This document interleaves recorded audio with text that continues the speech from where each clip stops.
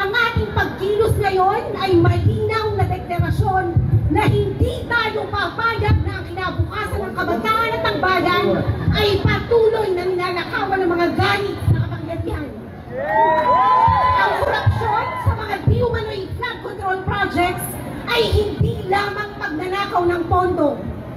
Ito ay pagnanakaw ng ating mga silid-aralan, ng ating mga aklatan, ng ating laboratorio, ng mga scholarship, ng ating tindahan, at ng mismong kinabukasan ng ating bayan.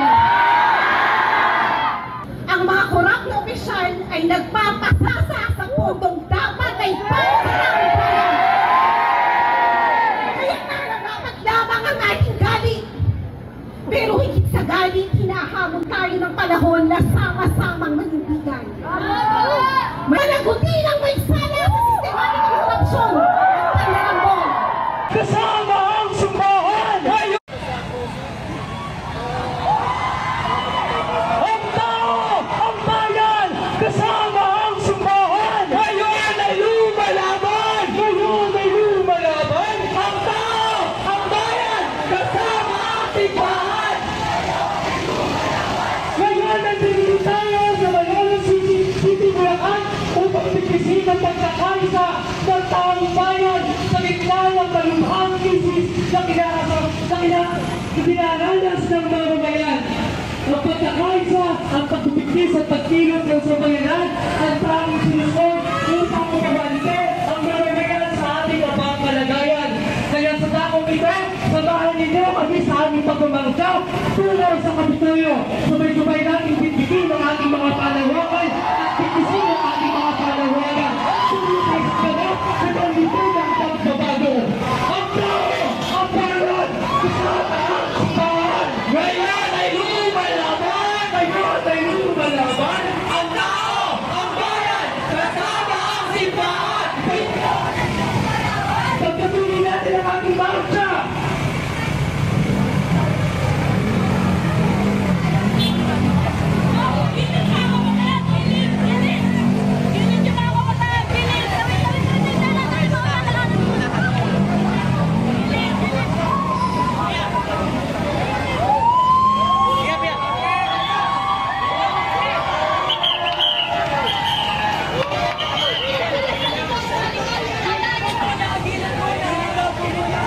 Gilid mo muna! Gilid mo muna! Gilid mo muna!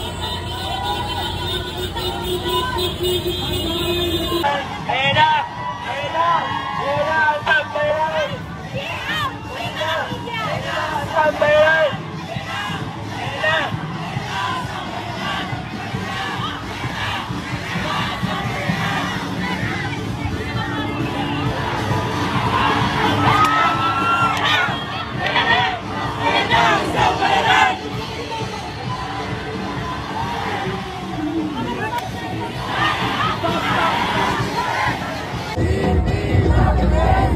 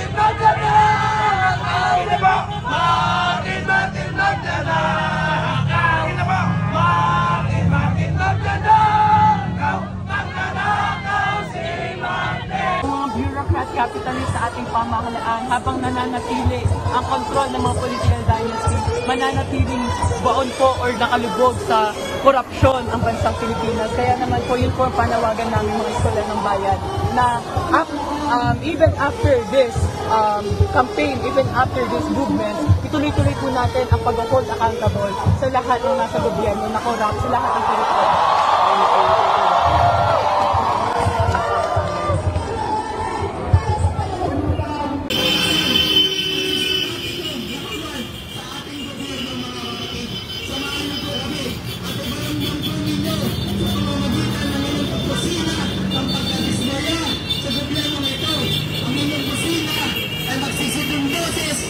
Mamamayang Pilipino na pinagkaitan ng serbisyo ng mga pumipila sa MRT, pumipila sa hospital, Hindi nga pumunta ng exercise.